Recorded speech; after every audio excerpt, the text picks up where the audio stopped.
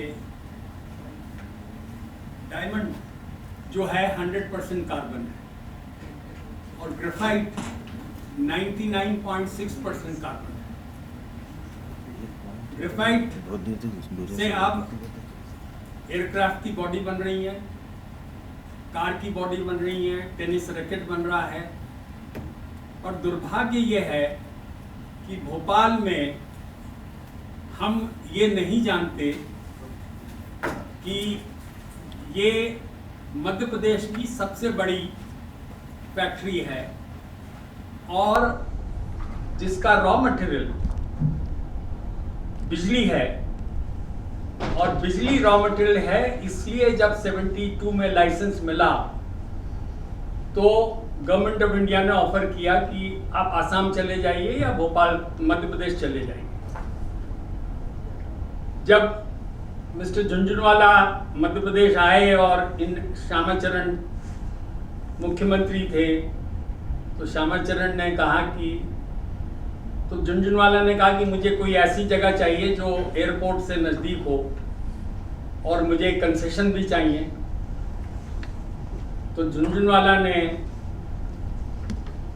मध्य प्रदेश सरकार ने एचईजी को 100 एकड़ जमीन 1 लाख रुपए में दी थी और उस समय एचईजी का प्रोजेक्ट जो था वो 14.5 करोड़ का था उस समय की वैल्यू से, और जब इम्प्लीमेंट हुआ तो 18.5 करोड़ में इम्प्लीमेंट हुआ।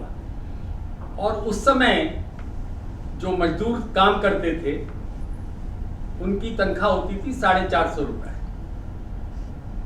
तो रोज अपसेंटिज्म और सारे मिसबिहेवियर वगैरह होते थे। तो विजय गुप्ता ने एक दिन कहा कि अगर तुम्हें अपसेंटिज्म और ये सब अवॉइड करना है तो 450 की तनख्वाह 2,000 रुपए कर दो।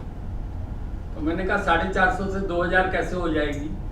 तो कहने लगे फिर अपसेंटिज्म नहीं होगा, काम लोग करेंगे। तो जो मैं आपसे शेयर करना चाहता हूं कि हम जब याद करते हैं शंकर दयाल शर्मा को या हम याद करते हैं ढिल्लन साहब को, तो दुर्भाग्य से भोपाल में जितने लोग रहते हैं, जिसमें मैं वल्लभ भवन भी इंक्लूड करता हूं, उन्हें नहीं मालूम कि विश्व का सबसे बड़ा कारखाना भोपाल में है और जो अपने प्रोडक्शन का 80% प्रोडक्शन 40 कंट्रीज को एक्सपोर्ट करता है। ऐसा उच्च स्तर का काम अगर हम बात करें कि शंकर दयाल शर्मा अगर एज ह्यूमन फैक्टर थे तो एचईजी मध्य प्रदेश के लिए एक डिफरेंट एग्जाम्पल है क्वालिटी स्टैब्लिश करने का और 50 साल तक उस पोजीशन को बनाए रखने का।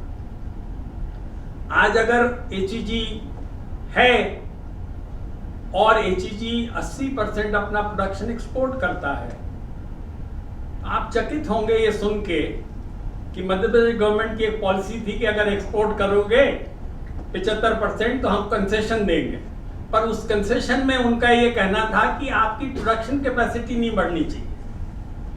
तो जब 150 करोड़ खर्च हुए और उसके बाद गवर्नमेंट ने कहा कि ये कानूनी तौर से हम कंसेशन नहीं दे सकते, तो हम ट्रिब्यूनल में गए और ट्रिब्यूनल ने जब हमारी बात सुनी तो मैंने ट्रिब्यूनल के चेयरमैन से कहा कि सर 150 करोड़ पाउडर लिपस्टिक में तो खर्च नहीं होता। तो जब हमने डाई साइज चेंज की है, जो हम 4 इंच 6 इंच और 8 इंच के इलेक्ट्रोड बनाते थे, तो अब वो हमने 14 इंच 16 इंच और 18 इंच के बना रहे हैं, तो प्रोडक्शन तो वैल्यू बढ़ जाएगी। द चेयरमैन सेड कि you will get the concession। तो बेसिकली मैं आप सब लोगों से अपील कर रहा हूं कि हम सब लोग मिल के कोशिश करें कि भोपाल में जो हम लोग छोटी छोटी बातें करते हैं उसको आगे कैसे बढ़ाएं, और हम सिर्फ ये बात नहीं करें कि मेरिट है हमारे यहाँ, और हम ये बात न करें कि हमारे यहाँ IIFM है। हम ये बात करें कि हम कैसे इंटरनेशनल क्लास बन सकते हैं। तो जब तक वो बात बनेगी नहीं तो हमारी रुचि नहीं होगी और बात नहीं बनेगी। और मैं सिर्फ ये कहना चाहता हूँ कि आप चकित होंगे सुन के कि HEG आज भोपाल के आसपास 50,000 स्कूल के बच्चों को मिड डे मील प्रोवाइड करता है।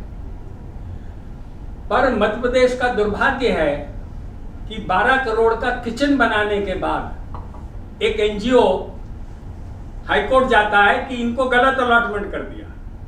वो NGO 7 रुपए में जो भारत सरकार देती थी उसमें खाना प्रोवाइड करता था, और अभी जो कॉस्ट है वो 16 रुपए आती है, उसमें भारत सरकार का 7 रुपए है।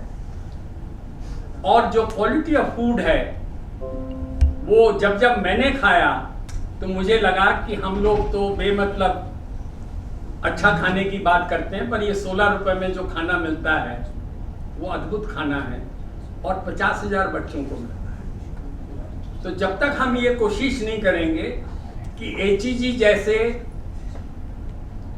शंकर दयाल शर्मा जैसे या ढिल्लन साहब जैसे हम कोशिश नहीं करेंगे कि एक्सीलेंस को हम भोपाल में बढ़ाएं, तो बात नहीं बनेगी। ये मैं रिक्वेस्ट करता हूं।